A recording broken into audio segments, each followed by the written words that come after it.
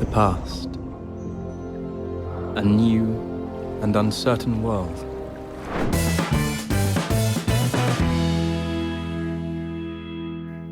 Are you excited about this episode, Mary?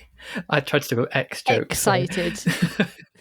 I was a little bit hesitant to do the X-Men prequels because the first two are considered, especially the second of the first two, are considered extremely good. Yeah. But then you really kind of get a lot of mixed feelings about Absolutely. the next two. So I was a little bit hesitant, but actually really enjoyed it. Really enjoyed going through the 4 movies over the week. It was quite fun, actually. Yeah, it's definitely a divisive prequel series. I mean, is it even prequels?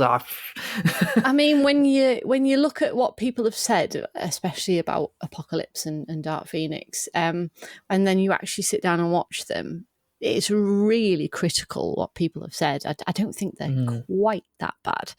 But then everybody's got their own opinion, haven't they? So. Yeah, and there's a lot of big fans of the source material, so it was never going to meet everybody's expectations of it. But yeah, so we're doing this episode really not just as a follow-up to our episode 28, I think, that feels like a long time ago, where we did the original trilogy, but also it's the 10-year anniversary of X-Men First Class. Which just made me feel extremely old. So what we're going to do is, we've not done one for a while, but we're going to do a quiz just to sort of break the ice and see how well we were paying attention. I feel like I was, but I'm really worried about how stupid I'm going to sound. I'm not sure either. Quiz.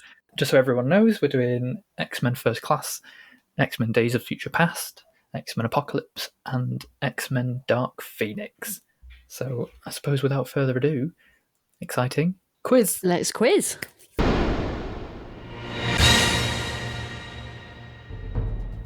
So my first question from First Class is, what is the name of the girl in the pub with different coloured eyes? I don't know. I apologise in advance for these questions because it was very hard to make questions to this. The name of the... they shook hands. Megan? Unfortunately, that's not correct. Her name was Amy. Oh, Amy went through my head as well. Never mind. Okay, come on, hit me. Okay, go on then. What is the name of the groovy mutation that causes someone to have 2 coloured eyes? Oh, Jesus. I believe there was a character called Amy. Don't quote me on that. Oh, God, there's no way. I'm sure it was a long word. No, not a clue. Nothing? Something mitation, something hard to say, probably. Not quite, no. It's heterochromia. I had a feeling it began with a H, but I was never going to get that. Afraid not. Well, I'm glad those questions went hand in hand. Okay, what are Eric and Charles doing on the Lincoln Memorial steps? Oh, first game of chess. That's correct, they are playing chess. Yay, 1 point. What number is on the Nazi coin given to Magneto in Auschwitz? Jesus Christ. That is incorrect. 39. No, that's not right. The actual denomination it's 5 Reich marks. Or okay. I also would have given you the year 1934, which was on the coin as well. See, I was thinking maybe a year, and I thought the beginning of the war, but no. Good guess though. Yeah, I see where you were going with that. Just wrong. What does Eric see that makes him calm before turning the satellite? Ooh, I remember seeing inside his head at something to do with candles. There were some candles in a scene. Mm-hmm. I don't know if you want like a specific event. Yeah, like Hanukkah or something. Yeah, Hanukkah, that's it. Yeah. I'll give you the point because I'm not sure if it's a birthday or if it's like an event like Hanukkah, because I couldn't quite see from the candles properly, but yeah, you can have that one. Don't know where I dug that out of my memory from, but I thought, I remember seeing a candle. Okay, last question for First Class. Who sang the featured song for X-Men First Class, which plays in the credits? God, I don't know. And I'll give you a few clues. So the music video had X-Men clips in it, and the artists also did a song for another film that Matthew Vaughn directed that you like. It wasn't like someone like Take That or something, was it? It is Take That. It is not. Yeah. Is it really? Yeah, and they sang Rule the World for Stardust as well. That's the only thing that got me going, because I love that's probably my favourite credits song of any credit song apart from Titanic, Anyway, obviously. my clues are a bit too on the nose then. Never mind. Yeah, Take That. Plays in the credits. Okay. So we're moving on to Future Past now. Yeah. So in the opening scene, what does Kitty say to the Sentinels before she disappears? Too late, assholes. Yeah, that's right. Yay! I love points. What is on the T-shirt worn by Quicksilver when he's visited at his house, and when he goes to the Pentagon? He's still wearing it. Jesus, I obviously don't pay attention. Is it a band? It might be a band. Let's take that. Let's not take In the that. 70s. Let's not take that. Something like Rolling Stones or Pink Floyd, or go with Pink Floyd. It is Pink Floyd. Fucking hell. Yeah, the You are glass prism. really, really, really making this difficult. No. I really having to like scrape the depths for this.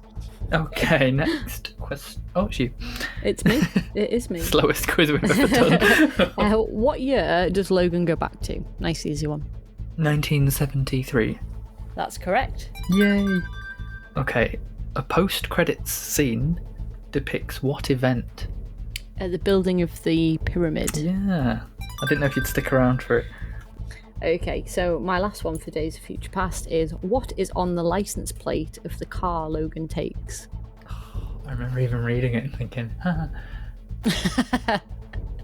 it's you something. You, and then a 4-letter word. Not my answer, but something like you suck or something like that. I'm going to go with you suck. I'm going to give you half a point because it is you something. It's you lucky. Ah, lucky. So I'll give you half a point for that one. Okay. Okay, so when Magneto breaks into the Department of Defense, there are 4 items in glass cases. What are 3 of them? Oh, Jesus. There's his helmet. Yeah. It's something to do with the X-Men that died. The only thing I can think of is Havoc's chest plate thing. But Yeah, that was he didn't die. And a third thing. Well, I don't know, so I'm just going to go with like, is it like, what was her name? Angel? Mm-hmm. Yeah. Angel's her wings. Wing. Yeah. Yeah, that's correct. Oh, good. The coin is in the other cabinet, but it's tiny compared to everything else. Yeah. Yeah, no, that's fine. 1 Oh, point. good. Oh, I'm quite pleased with that. Okay, so now we're going to move forward to Apocalypse. So, who planted the tree at Xavier's school, and how old were they when they did it? Oh, took my question. It's his grandfather, and he planted it when he was 5. It's the same question. Never mind. But Great minds think alike. what name is Magneto living under at the beginning? It's Henrik Yeah, something. you can have Henrik. Yeah, it's Henrik. Yeah. Is it begin with a G?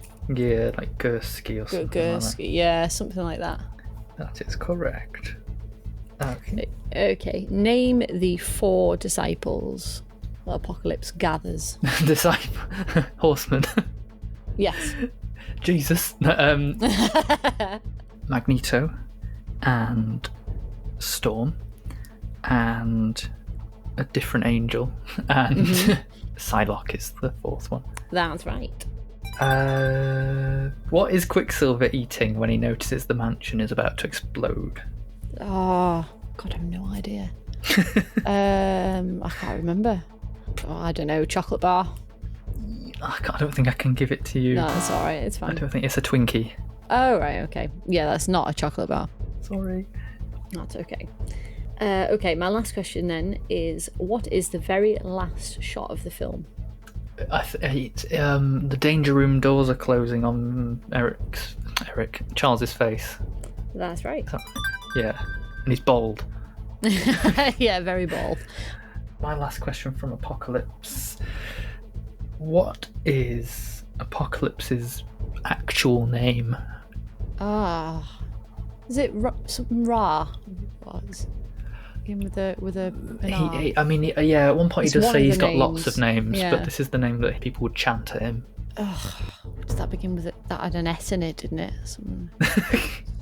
Might be an S in that somewhere. It was 2 words, I think. Nah, I don't know. It was foreign. It'll be Egyptian, I imagine. Yeah. No, his real name is En Sabah Nur. Yeah, I was never going to Which get means that. the morning light, which is lovely. Doesn't really match him. Not really, no. Not really. Okay, Although he does now get his power from the sun, which is...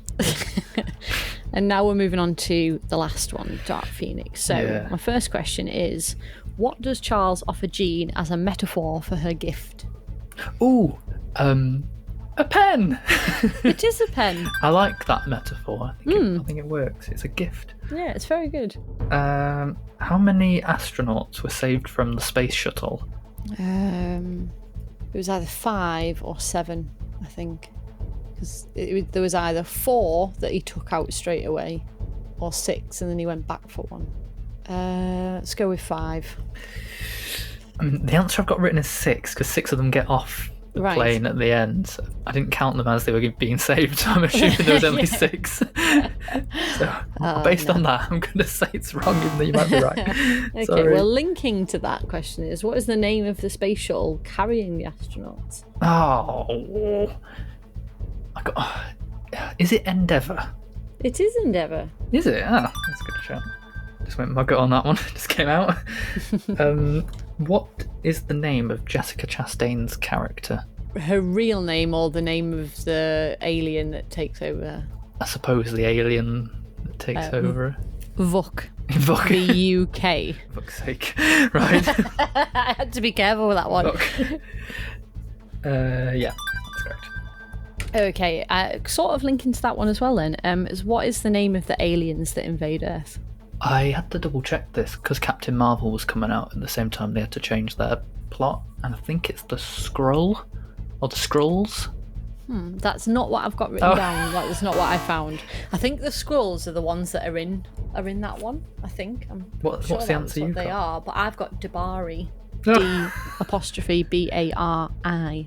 They're a fictional alien race. Are a fictional. I'm glad they're only fictional. Because they don't look very pleasant. People also ask, are the Dabari Skrulls? Number 1, Dabari aren't Skrulls. I think maybe it was because they were too similar to maybe. Captain Marvel. Never mind. Yeah. You learn something new every day. You do. Who knew that Vuk was a Dabari? Okay.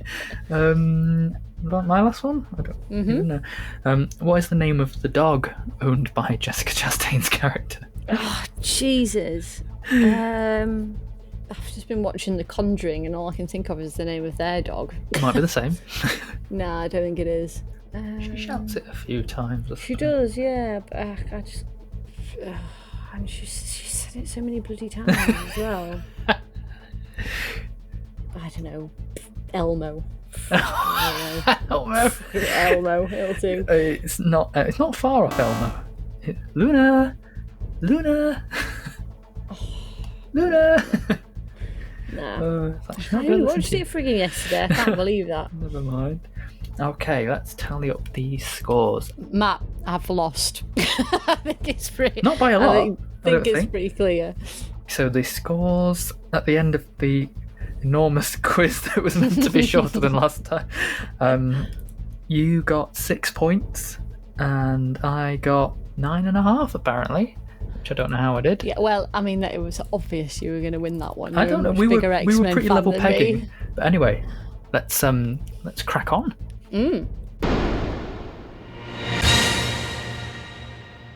So let's talk about X-Men First Class. Yeah. If anything, this is less of a prequel and more of an origin, which is kind of a It's prequel. the ultimate origin story of the X-Men. It's kind of like revealing things that we already knew and then showing how they got to where they became in the originals. But then also there's some bits that I think are introduced that we didn't know or that they've invented for this, which is mostly Charles and Mystique, Raven. Yeah. And they actually knew each other first. Now that leads me on to something that I don't like about the prequels.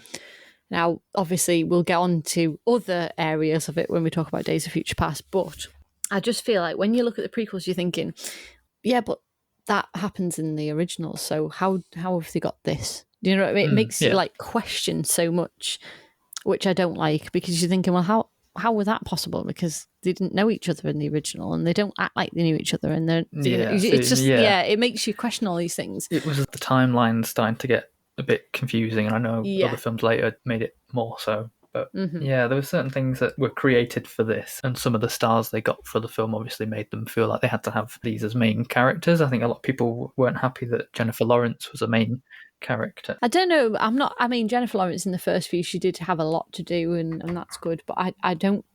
I mean, I suppose I count her as a main cast, but I think the first one's very much about Charles and Eric. Yeah. And I think they were superbly cast.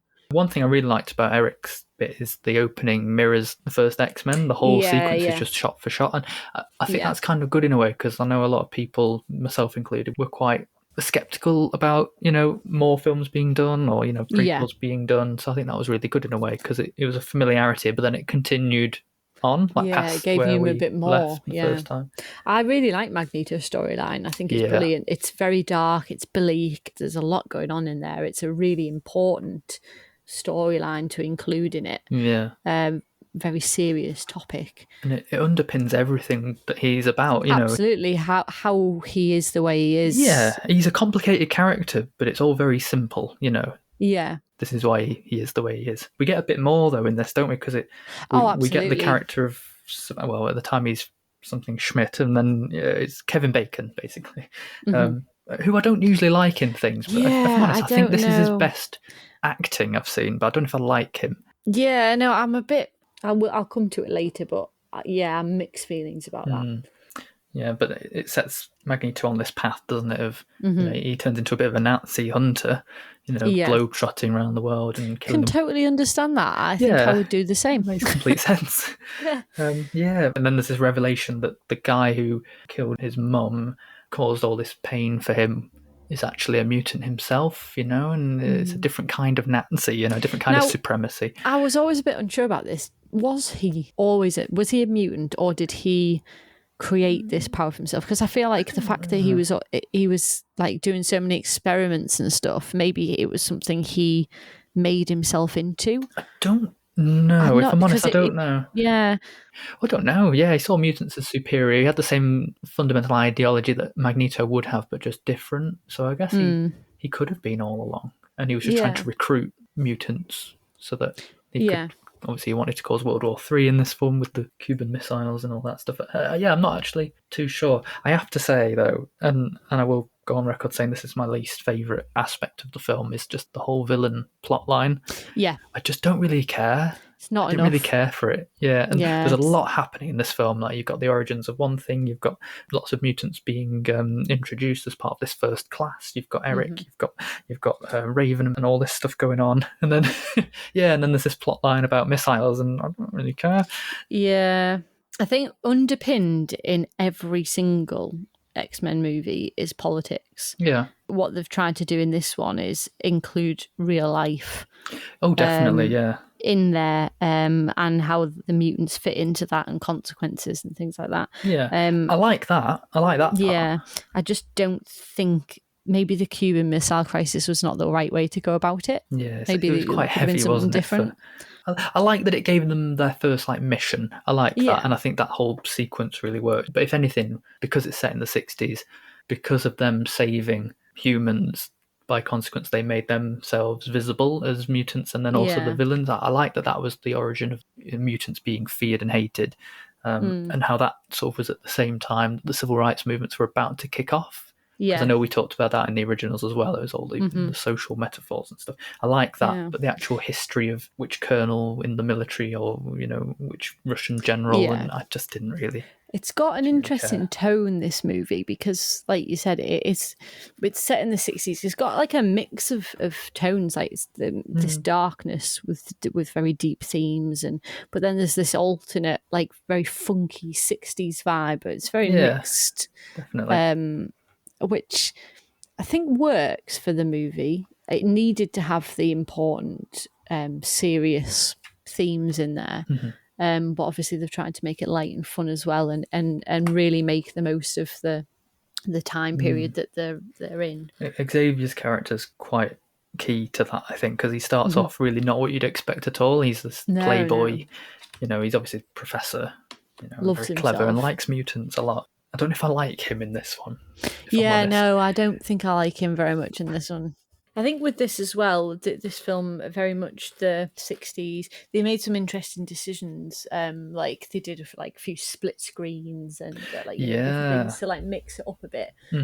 Another thing they did was every time they went, they do a lot of looking into people's brains and, things like that, but they do this kind of kaleidoscope, kind of fisheye lens thing, that was very 60s TV.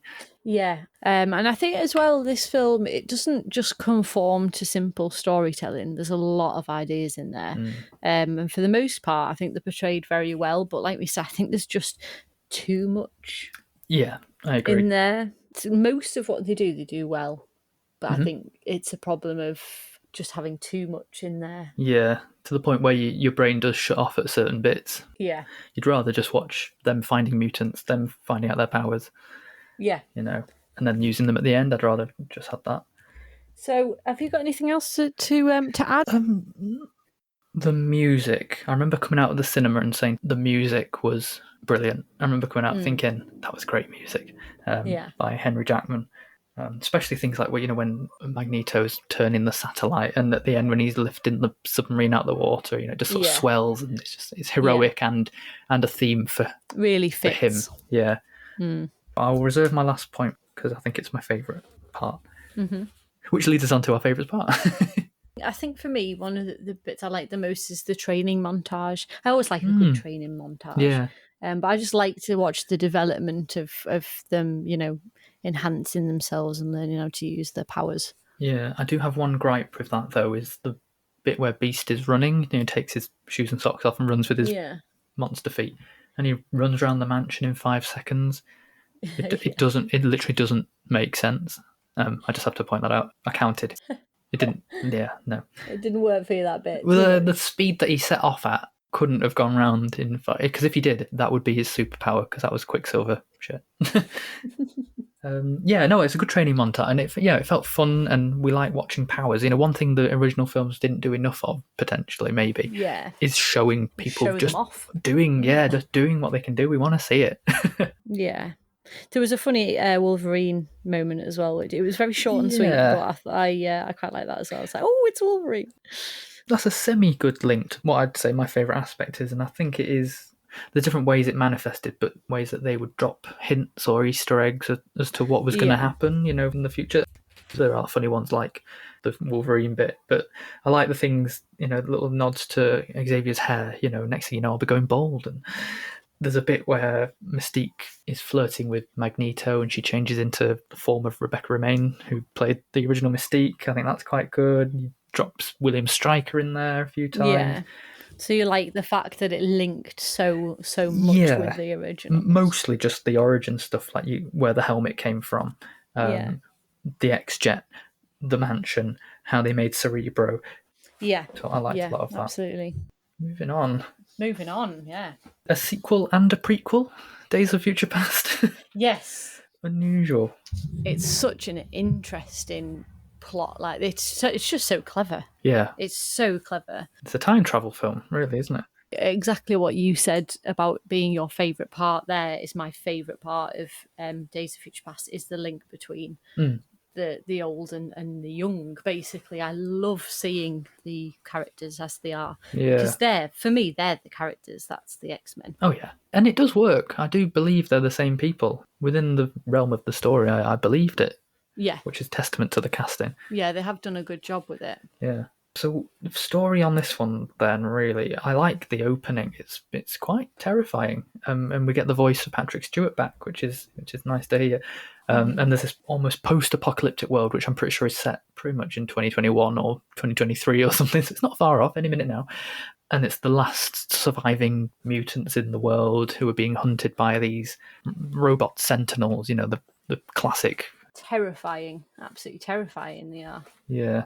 And they've hatched a plot to go back in time, or at least send someone or their consciousness back in time to prevent the robots from being made because they got Mystique's blood. And on paper, it doesn't sound that good, but it is. It sounds really complicated. Yeah. If you start going into it, well, they did this and they do this, but it's so well put together, and I really feel like they raised the stakes for this one. The opening scene, I absolutely love. I think it's brilliant. It shows how imperative it is to succeed. Yeah. That everything looks completely bleak. You absolutely believe that there's only this one shot. Yeah, you do. Yeah. They've got this one chance to do it, and that's it. And I think they really portray that well. And again, some of the mutants have survived, we've not seen since X-Men 3, but seeing Iceman do his famous skidding on ice. I was so upset when I watched that because you don't know what's happened. You just think that it's all happening as it is. You don't realise that they're going to go back and they'll reappear. You're just like, oh my God. Yeah, he gets his head stomped on. I was absolutely devastated, sat there like that. As we know, the franchise doesn't shy off from killing some of the best loved characters. No, it does not. But like I say, we don't know for how long, but they've been preempting the attacks and then managing to send consciousness back in past. This was Kitty Pryde's power that was never mentioned before. Just came out of nowhere. Yeah, I will say it now. Potentially my least favourite part, in that it was just random, and as a result, it made the future section feel a little bit. Do we know if she had that in the comics? I can't remember. I have a feeling it's not her character, right? Or it was always her power. The films just never looked at it. Yeah, but either way, it really should have been something that they've mentioned. Yeah, it just felt a little bit afterthoughty, in the same way that in X-Men 3, the death of Xavier wasn't really touched on, and he's suddenly alive in this one. Obviously, I know what happened, and that there was a post-credit scene that alluded to what had happened. Yeah. It's a shame because the future section is kind of what we rely on to be good already, but there were some bits that they just didn't quite fill in the pieces. I think with this one, and it's very much the same with First Class as well, is what it does to show us the characters that we think we know. We just touched on it in the last one. It shows us so much more, the depth development. We see them as we've never seen them. Yeah. And this is what makes them the people we know later on. There's so much character development in these films. Yeah. You really, really get to know these characters. And that's one of the things I like the most. You can totally understand how they became them. You think, oh, yeah, well, that makes sense. Yeah, and it's not as if we're just seeing 4 consecutive years. We're seeing decade at a time. Yeah. This one, I think, was my favourite version of Xavier. Not overall, but of the prequels. Him in the 70s, he's lost everything. He's lost the use of his legs, even sacrificed his power just to have his legs back. He's lost Raven. His friendship with Eric's gone out the window. He's in prison. He's lost everything, and I think that was the most human we've seen him. Even though he is quite a grounded character, he's an alcoholic in this one. That was my problem with Xavier in the past, that he was just too goody two shoesy. I liked seeing him broken. This was a shock. Seeing him like this was a shock, because you never wait. I mean, when you think of him, you think Patrick Stewart, calm, collected, and then you see him like this and you think, wow. Yeah, and he says himself, doesn't he? I was a very different man back then. Yeah. But in a way, and it works well for his character arc, it gives him a place to then make a comeback. Yeah. That aspect of hope comes back, and that's what all the characters are feeling. He has such a great arc in this film. It's brilliant. Magneto, I feel he's got that really strong foundation, but he does sort of flit around a bit between his allegiances. This is it. Yeah, that was my exact issue with him. In terms of a character, I really, really like him as a character. He just seems to be good, bad, good, bad, good. It's make your fucking mind up. What do you believe in? Yeah. I think it's that thing of he is fundamentally good. Yeah, he can't shake that feeling. that he straddles the line very much. Yeah, and I think he's ruled by emotions. So it's people like Charles that have to pull him back and say, "Look, remember this," and he'll be like, "Oh, yeah, okay, I'm good." Yeah, but quite often though, it's not. How do I put this? It's other things or even humans that trigger it every time. It's outside it's history influences. That repeats itself. Yeah, so obviously the Auschwitz and Holocaust beginnings, and then even in this, he was blamed for killing JFK, and actually he didn't. He saved JFK, but it didn't matter because metal was involved. He was around. must have been him, put him in prison. Speaking of JFK and the history that was woven into this one, because now we're talking 70s, that revelation that JFK was a mutant and Magneto was trying to save him, I like that. That's cool. And then right at the end of the Vietnam War and the Paris Peace Accords that were going on, I really like how that was grounded in that. Yeah. Again, yeah, like I said, it's complete. It really feels grounded in a real world. And again, politics play a huge part in that, and the decisions that mutants are forced to make. Yeah, I liked the villain, although he doesn't come across as your conventional villain, played by Peter Dinklage, called Bolivar Trask. He's just good in everything, isn't he? Yeah, he is actually. Yeah, he's really good. I like how he kind of manipulates governments. Oh, God, I'm going to say government because he also goes to the Vietnamese to say, to understand things his way. Yeah, I like how he bribes the president in saying, if you don't invest in my Sentinel program, you would have lost 2 wars in one lifetime, and you won't want that now, would you? You know what I mean? He's kind of playing everyone against each other. It's all for his own gain, and he doesn't really hate mutants. He says he just wants to use them. I wish there was just a little bit more in terms of his character. What's his drive? His motivation. Why does he feel this way? That he was just so fascinated that he was willing to capture and kill them and study them and use them for science. But why? For what reason? Like what reason do you want to do that? It just kind of, somebody doesn't just decide that that's how they feel. There's got to be it stems from something, from somewhere. And I don't know if the fact that the character had dwarfism, I don't know if that was a part of it. They didn't explicitly say that. Yeah, they should have maybe made even just a small thing to do with that. Then I just feel like that's missing. It's probably the thing that's the most missing from the film. I think is just that motivation. I have a similar argument for the next film. We'll get to that. So, we didn't mention Wolverine's back, by the way. He's the one whose consciousness gets sent back. And in the past, I've been a bit like, Wolverine again, but he does add something here. He can be a little bit annoying in like the first ones, like after this whole thing about Jean. God, I really got annoyed by that. It's just like, I don't know what you're seeing in her. And I think he can be a bit bullheaded, but in this one, I think it's probably like one of the best iterations of him in the series. It ties into that, the high stakes of it all. He's not just doing it because he's been dragged along, and he actually feels for the cause, and he's a lot wiser, I think, in this one. He's got a lot more years on him, and he's obviously learned a lot. And you can see that. You can see like Charles's influence on him. Again, it's that desperate situations bringing out the raw humanity in people. I like the line where he's I think he's shouting at Magneto on the plane, and he's saying, I've seen a lot of people die, good people, and you think, he has got a heart. The other big character I'd say we get introduced to here is Quicksilver, who has arguably, I'd say, the best scene in an X-Men film.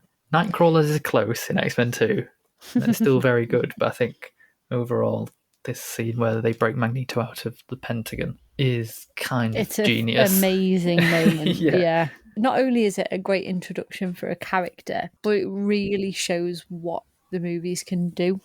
In terms of like special effects and things, it really shows where we're at, what can be achieved. And still funny, do you know what I mean? That they're able to still get that kind of campy comicness about it. We'll come on to that a little bit more later, I think. Exciting.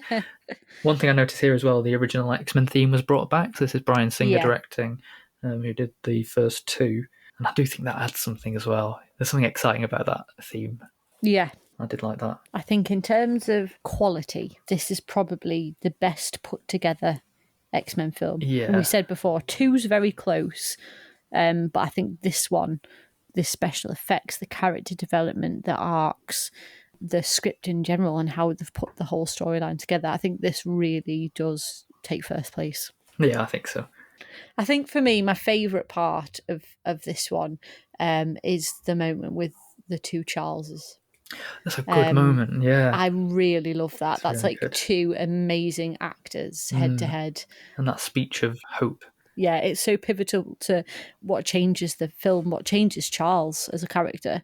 Yeah. I think that's amazing. And Patrick Stewart is just, incredible. Like Ian McKellen, he's got that voice, hasn't he? He was born to play that part. Yeah. Seeing them in both together in this, because they were a lot older, and I think there's something about Magneto. It's like part of him's broken in this one. He's getting towards the end. And I think he's realised all along that they should have stuck together. You know, it's never that they weren't friends. Yeah. You could tell they always had that connection. It was never going to go anywhere. But these are two people who have lived a very long life and had a lot of beef, and and been through a lot. And it was like an old married couple at the end. You know, they hold hands at the end and say, you know, what was it all for? Because they think they're going to die together. It's lovely and sad. I'd say my favourite bit, I kind of have to see, the Quicksilver scene. I remember seeing it the first time and thinking, oh, X-Men's back. What about your least favourite from Days of Future Past? Oh, that's really hard for this one. I suppose the beginning, when Wolverine first goes back, I suppose is just a bit. It's a bit of a lull. You know, he's just in this random bed with someone, but I mean, God, we're talking like small, tiny. Because I think for the most part, this is an almost perfectly sequenced film. They've put it together so well. Yeah, and for me, like I said, just some aspects of the future just could have been fleshed out more. And I feel like it's only until like the last 45 minutes where we start doing a lot more cutting to and from the two storylines. I think the future bit gets forgotten about a little bit. However, there was a different cut of the film where Rogue was in it, and there's a sequence with rescuing Rogue. And you just see her at the end, don't you, in that last scene. Do you know, actually, that might be the bit that upsets me the most. I'm changing my answer. Okay. I was really happy that Bobby and Kitty were together. I just thought that was really nice. That's lovely. They had this nice relationship, and then change the future, and he's with Rogue again. I was like, what the hell? Why? I had a realization that some of the younger mutants in the future, like Bobby, Rogue, Kitty Pryde, knowing that they were about to change history back, they potentially could have just been erasing themselves from history. You know, they weren't alive in the 70s. Yeah. So what they were doing was really selfless. Absolutely, yeah. I've never thought of that before. Anyway, so that's good. Speaking of the ending, so it's important here that we mention where the film leaves us. So the original timeline has been not restored, it's been reset. Yeah, it's complicated, isn't it? But it justifies every move they make from this point. Yeah.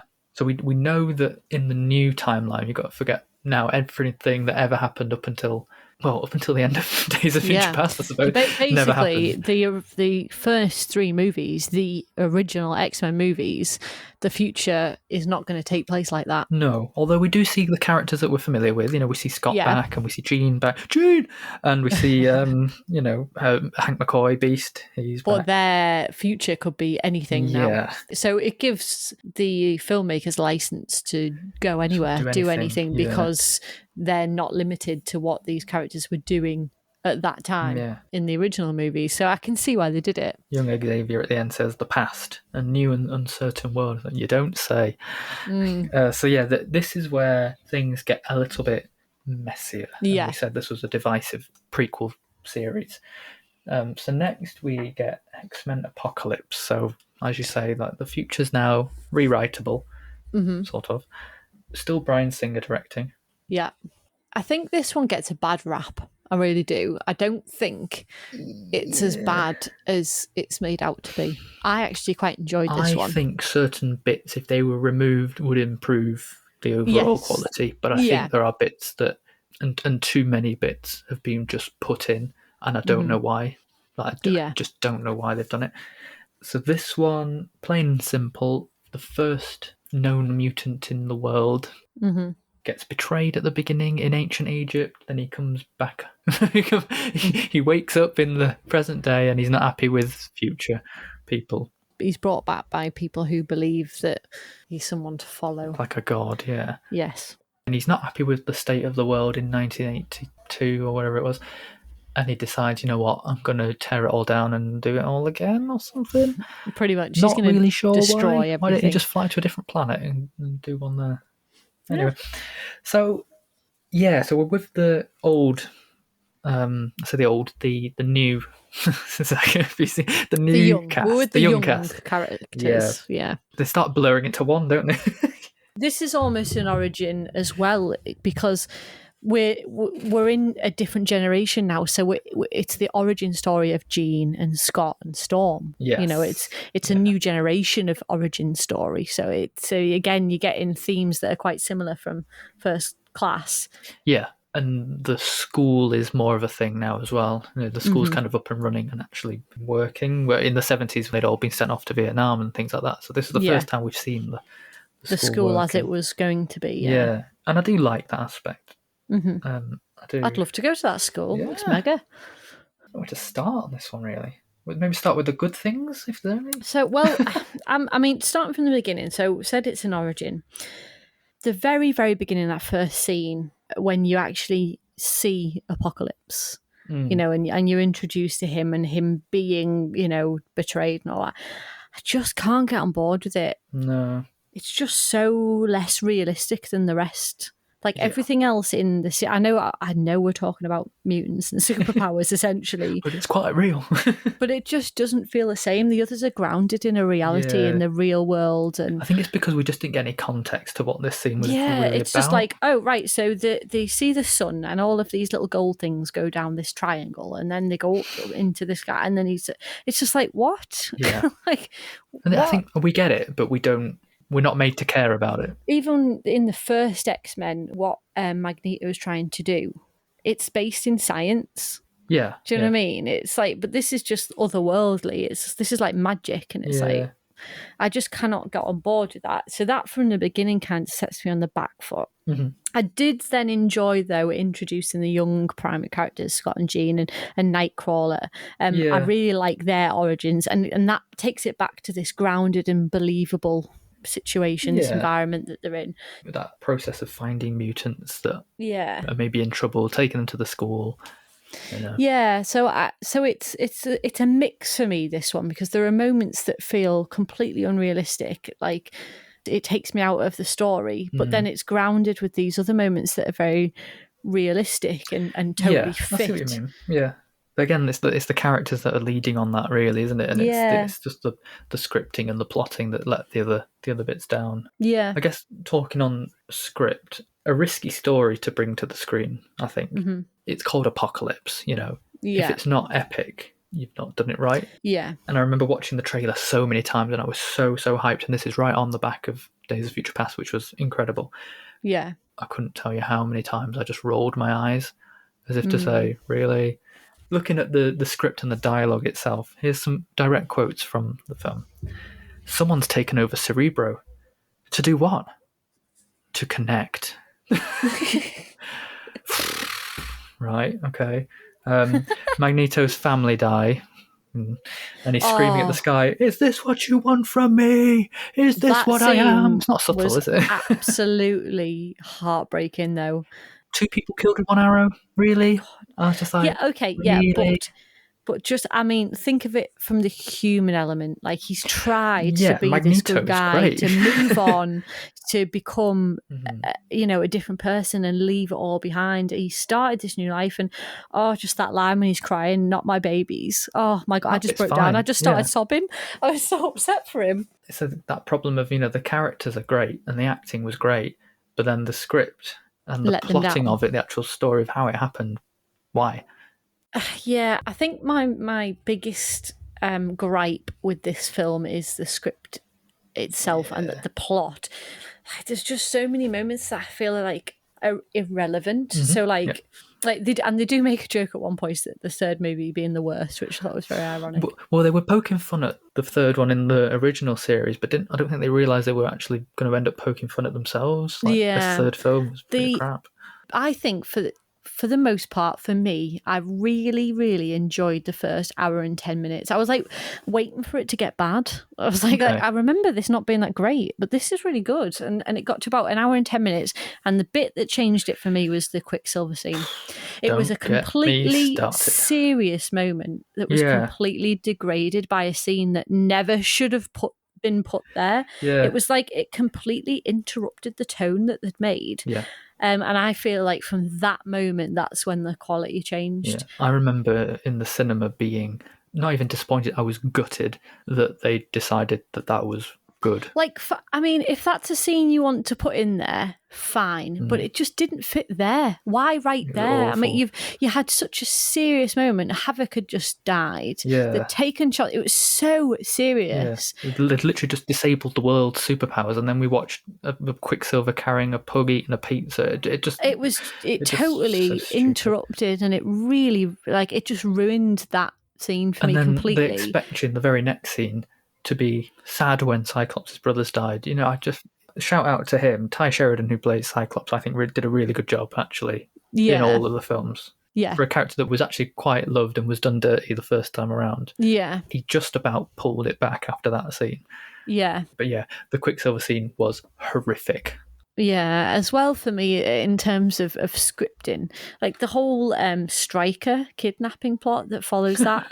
I wrote down, a helicopter must be William Stryker. It's just completely irrelevant. It doesn't serve a purpose other than to expose us to the three kids more, which is really pretty unnecessary at that point because they're going to be in the finale.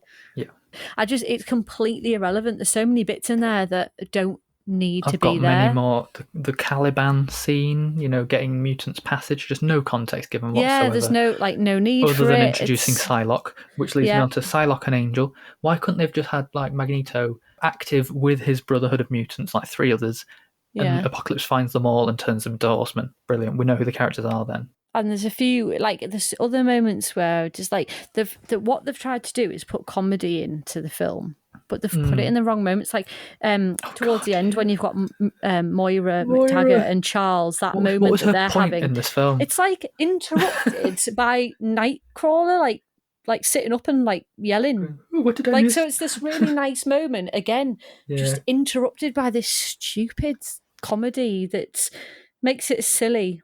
Another one, they'd hinted at it in Days of Future Past, and that was enough. That was funny. But the link between Quicksilver and Magneto, he's probably Magneto's son. That was a funny little quip in the first one. But in this one, they just keep trying to shoehorn in this whole Magneto is my father thing. It needn't have been said. It really didn't add anything. It would have made a difference if he'd told him. Yeah, pretty much. Yeah, he just chose not to, and then that was it. It's why did you mention it then? Another one, although I'd argue it's one of the better scenes in the film. Let's have a Wolverine scene. Not for really any reason. Yeah, didn't really it was just matter. there. It was great, and it felt like the quality of the original films, like that whole scene. But again, why? What does it bring to the story? Yeah. Nothing. We've had X-Men spin-offs for Wolverine. We saw all that. We don't need to see it again. So yeah, Caliban, Quicksilver scene, the father stuff, Wolverine, Angel and Psylocke, the William Stryker stuff. It just felt like a mess.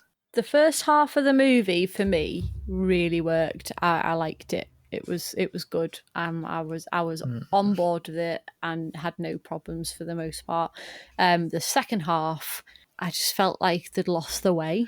If anything, I'd say it's the opposite. As soon as they were in Egypt and, there was a big final sequence, I think from there onwards that was fine. That worked in isolation. Yeah, that was quite fine. exciting. That was fine. It's between the middle and the last act. Yeah. There's just bits in there that they're totally unnecessary and they bring nothing to it. And it's like you say, it makes it feel messy. Yeah.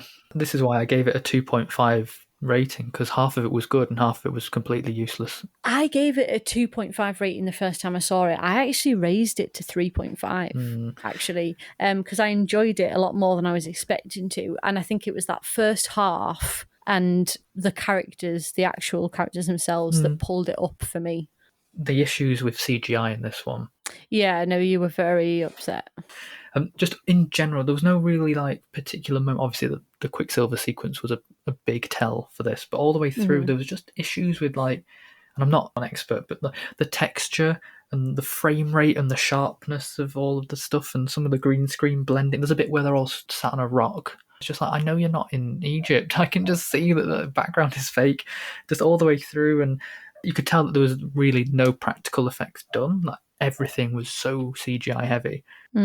It's a shame. It just didn't feel right. It just didn't look right. And then the other thing I wanted to mention about the villain, just Apocalypse in general, I just didn't... Yeah, he's not imposing, really. He's not really that threatening until he shouts. I just don't get it. The thing is, you can see some of the things that he can do. He should be a lot scarier. Yeah. Because when you think of you see the little scenes they have showing his power, It's almost infinite. He can do all of these things. He should be scarier. Yeah, but he doesn't really do anything. The most he does in the film is move stuff. In the cartoons and the comics and stuff, he's massive, and the only time we see him massive is in a dream sequence thing where he's having a mind battle. Yeah. I did just say mind battle. There's just something about it, Didn't quite work. Yeah, and we just have a scene where Magneto has killed a load of policemen by putting the locket through their necks. In the very next scene, we see Apocalypse killing people by putting sand through their necks, and I thought, you're no different from, I don't believe you're any more powerful than anyone else. Why would you need the Horsemen in the first place? You just left them to do all the work while he had to lie down in a pyramid. Yeah, I wasn't best impressed, if I'm honest. Just overall, there was very little I could come out and say that I liked, apart from the fact that I just enjoy X-Men. There was nothing really that I could say. So for me, favourite bit, I don't even know what I've written there. I've just written the word wow. Wolverine. The Wolverine sequence. Sorry, it's an L and a V. Yeah, that was the best scene in the film. For me, I think the bit I liked the most was the scenes showing Eric's new life, and obviously when that changes, I just thought it added so much more to the character of how he became what he became. Because it's just it just added more pain to him. Yeah. So I think I quite enjoyed seeing that development, that character development for his character. Yeah, I see what you mean. I think I would have liked to have had more of that. We're only just introduced to it when it's taken away, and I don't really like children. So, but yeah, I see what you mean. Least favourite, the Quicksilver scene. I think it's completely unforgivable. The placement of it, the content of it, the delivery of it, the fact that they tried to mimic what was already great in Days of Future Past, and they just made an absolute bomb. I just think it's utterly ridiculous. It makes me quite angry that they did that. I think the worst bit for me is the Striker kidnapping. I just don't see the point of it at all. I thought it was completely irrelevant. It brought nothing to the plot. It didn't forward it in any way. Yeah, other than to keep dropping, William Stryker's bad. It's like, well, we know that. We've seen him in every other film. It was just not necessary for me. I just thought it was completely... Like, it must be William Stryker. Yeah, it's just completely irrelevant. Yeah. Okay, so where does this film leave us? So we're on the cusp of what we know to become the 1990s X-Men, which is the most similar to the cartoon, from the 1990s. Yeah, but doesn't really work because they're still younger than the original cast were in the 90s, which is a bit... They should have done what they did with The Crown, and that age them up. The thing is that they should have just kept it in the late 80s rather than make it the same timeline that it would have been in the original movies. Well, that doesn't work, does it? Because they're all still young, and Charles and Magneto are young, and it just doesn't work. I like the idea, of 4 films, decade each. I like that, but it kind of doesn't. It doesn't work. It doesn't make sense at a certain point unless they change the actors. So the last scene we see is they're all in uniforms. Mystique's leading them. They're in the danger room, and the Sentinels, which ended up not being a thing, but they're going to become X-Men. Yeah, and Xavier's bald. They kind of get praised at the end of the last one as well, which is I've written here acceptance of mutants as heroes. Yeah, the view of them changes again a bit. So that leads us nicely into the last film, which is Dark Phoenix, which I'd only seen the once before in the cinema. It only came out 2 years ago. Yeah, I don't have as much to say about this one, I have to say. But I'm the same, and I think it's because it's not that bad. It's not. I think it's very consistent in its quality. My overall thought for this movie is, why does it exist? I just don't think it brings anything to the series. It doesn't really move them forward much at all. It just kind of gets rid of people. Cleanse and purge them. I don't feel there's any development, really. Just don't see the point. And the fact that they've already done the Dark Phoenix storyline already. Yeah, completely see what you mean. I think I've maybe looked at it the same way, but kind of differently. So because it's a self-contained story with not a lot of ties to the series, I think in some ways it does benefit from that. It is its own thing, and I think it was able to break away from some of the not bad habits, but some of the conventions of the other ones, a bit like some of the bad scripting. They were able to do things differently. Like yeah, and it had a bit more of an indie feel, and it was more of a psychological drama to it. It didn't follow the same tropes as the first three movies did. Maybe it's because I don't like superhero films, technically, traditionally that much. I liked how I didn't have to stress over timelines and who was who and what was the origin of what. I just liked that this was a story. I found myself more emotionally invested in this one, and I think it's because there was less focus on other bits and Easter eggs and extra scenes. I felt like it was undistracting or non-distracting. Yeah, I found it very hard to get on board with this one, really. Because I just couldn't get past the feeling that it was a film that didn't need to be made. Yeah. For the most part, the characters are good.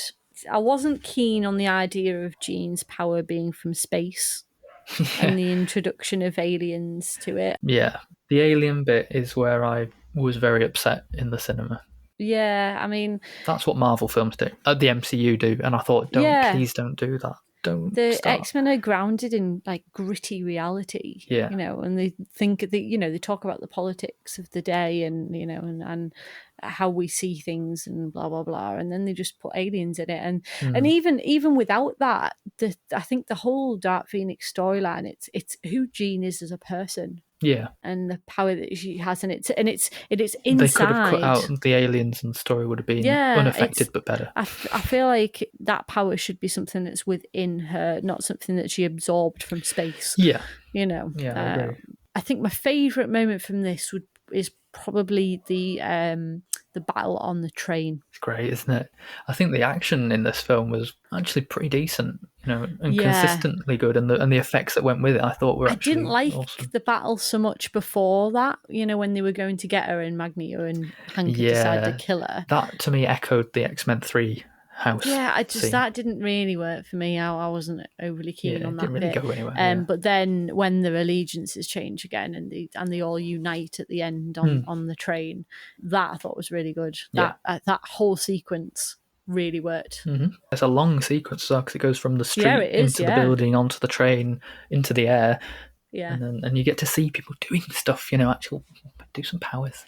I agree. I thought that was really good. Yeah, I think that's my favourite part of it. It's just on the line of visual effects. So I think the car crash at the beginning was really effective. It was very well done. I think the jet, all of a sudden, everything just looked a little bit better. I don't know what just consistently the quality of everything. The look I think everything looked better than Apocalypse did. In fact, it had a look, I'd even say. It was a lot grittier film, I think, as well. It was very dark compared. I feel like when you look at Apocalypse, it's quite a light film. It's very colourful. Think of colour palettes. It's very oversaturated. Yeah. I have to admit, though, I feel like Dark Phoenix, it is extremely dark, dull, almost. Oh, I quite liked it. In its colour palette. Yeah. I think I prefer the brighter, more vivid from the first three. Right. Personally. Yeah.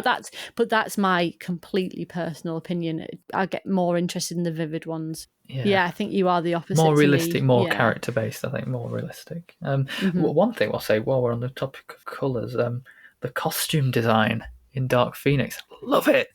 Not even I don't mean the uniforms, I just mean the clothes that people were wearing. These people, these X-Men have got style. Even Jean's got that long brown coat, and then Cyclops has got that nice grey jumper at one point, and it's just his belt sticking out. That's very nice. Xavier's got this nice green shirt over a black t-shirt. That's nice. Admit, I hated his lilac top in Apocalypse. Oh, awful. I just really like that. It didn't work with hair. It didn't work. Again, it's just like, let's make it really colourful. It's like, it's an apocalypse. How colourful can it be? Oh dear.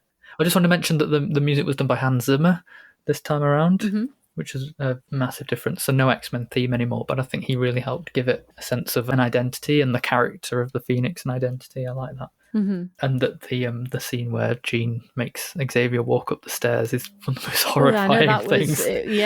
But it was very realistic though. They didn't just make him walk. It was like somebody who couldn't use their legs was walking. It was really very realistic, creepy, the way that they made it. Yeah, and then the end of this it's not the ending. The voiceover makes it clear that this isn't the ending, but it's an ending, and we know at this point that Disney's bought the Fox rights and all that stuff. Is it worth just mentioning what we expect from the future of the X-Men as well? Well, at this point? it's very hard to say because you know that they're going to be introduced to Marvel at some point, because that would be huge and such a moneymaker for the company. Then we know that at some point they're going to do that. How they do it is the question. Who do they go with? Do they go with the young cast? Do they go with the old cast, or do they go with just completely left field? New? I think they may go completely left field and then eventually introduce a big person. Yeah. We've also talked about doing Fantastic Four as well, so it depends who they decide to do first. Or I think Fantastic Four's first. Yeah, they've been very quiet about X-Men. I don't think it's something that they've got on the agenda right now. I think that's probably wise though, isn't it? Because X-Men's so established. It's been around longer than a lot of the other superhero properties. The whole thing really with the Disney, I was obviously devastated, even though there was stuff obviously that was wrong with the franchise and that they continually got wrong. You know, the scripting and the spin-offs and the timelines, you know, there were just a few things that they always got wrong. And I wish that they could go back and rewrite. But I love X-Men. You know what I mean? I've always done that. And there's a big fear for me that they would undo a lot of the hard work and the groundwork that had been done. See, I feel the opposite, because I think if you look objectively at Marvel, they have a really good track record.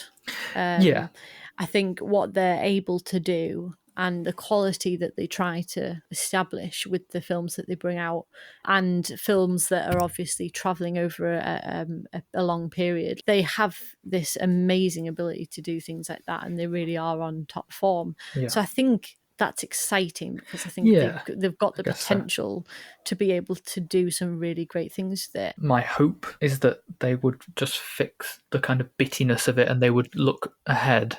What you would want from it is them to try and keep the X-Men style as it was at Fox. Yeah. You want to keep that style, but improve the bits that they know they can do better. Yeah, I hope so. If they can do that, then they've got a recipe for success, I think. That's the other thing I don't want them to do. I know it's going to happen, but integrating them with the other superheroes, you know, the X-Men belong to a very specific world and a very specific, you know, mythos and I don't think they'll introduce them to the biggest characters. Well, to be honest, I think a lot of the biggest Avengers characters have left now. I mean, there's not going to be an Iron Man. Captain America's gone. You've got no Black Widow either. So a lot of the characters I think have gone. I think the next stage of Marvel is going to be the characters that they haven't really had as the primary people, which would be an interesting way to introduce the X-Men, because you're not going to introduce them to a fully established group of characters like the first Avengers were. Yeah, it'll be more manageable, I think. Yeah, I just don't want to have to watch all the Marvel films. They're just a bit repetitive. Quality of filmmaking's fine, but there's so many of them now, and they all follow the exact same template all the time. To a point, but I think what's interesting about them is they've tried to go for a different tone, a genre. So you've got ones that are more like a conspiracy spy one. Then you've got ones that are a totally different tone altogether, a different genre even. And so they try to mix it up so they don't feel the same. And it does work, I think, for the most part. So it'll be interesting what they can bring. I'm very, very, and I have been since they announced it, but I've been very, very sceptical about the whole thing. I'd rather they just ended X-Men and that was it. Yeah. But I know that's never going to be a thing. So talking about our top 5 characters then.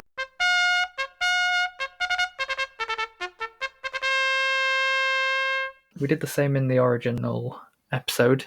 I'm going to sneeze. It's gone. Okay. Yeah, so this time we're only talking about the prequel characters. So yeah, anyone who was introduced in 60s, 70s, 80s, or 90s. Yeah. Go ahead. Give me your whole list. 5 to 1. Okay, so number 5 for me is Raven. Mm-hmm. Not sure why. I feel like I should like her more, but I don't. I get that. Can't put my finger on it. There's just something that stops her being higher up on the list. I get the feeling that Jennifer Lawrence didn't enjoy doing the films. Yeah, I think sense from her. Well, I think by the time you get to Phoenix, the only reason she was killed off is because she didn't want to do it. Yeah, there's no way I think they'd have killed that character off. There's just no energy anymore in her performance. Yeah, the first one she was fine. Even the second one, she was great. But I feel like she wanted to move on and do other things Yeah. by that point. My number 4 is Nightcrawler. Oh, okay. I just really like that character, and I think they cast it really well. I can imagine him becoming what he is really seamlessly. More so, I think, than any other character. I can see him becoming the older version so well. And I just think, as a character, he's got such a lovely centre. He's got a really good heart. Until he unleashes at the end of Dark Phoenix, which was really exciting. But it was provoked with good reason. It was for the good of someone. Do you know what I mean? I don't think we've ever seen him killed before in any of the films. So for him to be like jabbing his tail into people's neck and killing people with necks is a thing in these films. Yeah, it is. It's just an easy way to go, you know. And then number 3 for me is Hank. I just really like his character. I think the Nicholas Hoult was really well cast. I like his arc as well, starting from this nerdy guy to actually having some confidence in himself and his abilities and who he is, and he helps a lot of the characters become who they are. I mean, he gives Scott his glasses, and you know, and for just as one example, and he's kind of pivotal to Charles being who he is as well. He's like his right hand man. Speaking of which, Charles is my number 2. Okay. Like we said earlier, I just think there's parts about him I just don't like. Yeah, but I think we have to not like him at points, don't we? The first one, he's hard to like as much, and moments where you just think you've made the wrong decision there and you're not making the right choices. But that's great for a story arc, you know, for his character development. That's fantastic. But number 1 for me, hands down, is Magneto. Okay. I think Michael Fassbender was absolutely most perfectly cast. I think. Oh yeah, absolutely. Perfectly cast. I can't say that I see him seamlessly turning into the Ian McKellen version. It's not necessarily that, but I just think his portrayal of the character and who he is at that particular time is brilliant. And Michael Fassbender like portrays like those serious, really emotional moments better than anyone else. Yeah, it's a good choice. You can really feel it when he's showing that. Yeah. Okay, my number 5, I've gone with Quicksilver, excluding Apocalypse. Only his first appearance. And with Dark Phoenix. I think he was fun in that Dark too. Phoenix, I love when he came back at the end of them helping out. He was like, it was mostly me. Jean did a little bit, but then it was mostly me. I just think, from that perspective, he does bring a lot of, not even just laughs, just a lot of joy and energy and character to the film. I like that. Yeah. So I've put him at number 5. Number 4, I've gone with Charles Xavier, who I don't think made my top 5 in the last one. With this one, I think because it was more complex and he wasn't always likeable. You can clearly see the arc of him changing over time. He's radically different in each era, isn't he? I think James McAvoy does a great job. Yeah, I think so.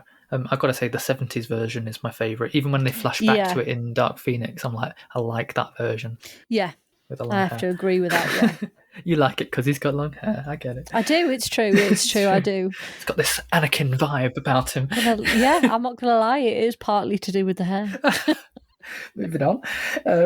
Number 3, I agree, Hank McCoy, Beast. Pretty much the same reasons as you, really. I like how we see different facets of his character, but all part of one arc. Yeah. The nerdy scientist, and then a bit of romance, a bit of heartbreak. He has problems with his power. He learns to control his power. At the end, he's leading the school at the end of Dark Phoenix. And he becomes a great person. Yeah, I like that. I don't know what people feel about this. Number 2, I've actually put Cyclops. I don't know if it's because the films weren't as good that he was in, but I do genuinely think that of the characters that were introduced of that new generation, he was the most sort of consistent, sort of arc-wise. I think it got to a point where whenever he was in the scene, you wanted to watch him. You know, you believed him. There was times where he was with James McAvoy and it was him who was the centre of the scene and calling the shots. Yeah, I would say Cyclops was given the best time. From an emotional perspective as well, like his stuff with Jean, his stuff with Havoc, there's his stuff with, quite a few different things. And like I said, there's times where he stands up to Xavier and goes against what he says, and you start seeing him grow into that leader that we know Cyclops should that be. he's going to be. And I think, given that some of the films this guy was in weren't that great, I think he did actually still really was able well. to pull something off. Yeah, even like after that horrible Quicksilver scene, it's him that brought it back around, like I said earlier. And I could see him as the character, believe it or not. From what I saw, I was satisfied that he would have carried on doing a good job of that. Yeah. I like that. And number 1, Magneto, again. Yeah. Performance-wise, we actually agree. The best. Even though his allegiances kept changing, I just think we had at least the context from First Class to know why he seesawed quite a lot between good and bad. The character development for his character is brilliant over the series. It always has. It's one of the best written comic book characters. Yeah. It's so simple. Yeah. But effective. So effective. So yeah, nothing really else to say on that.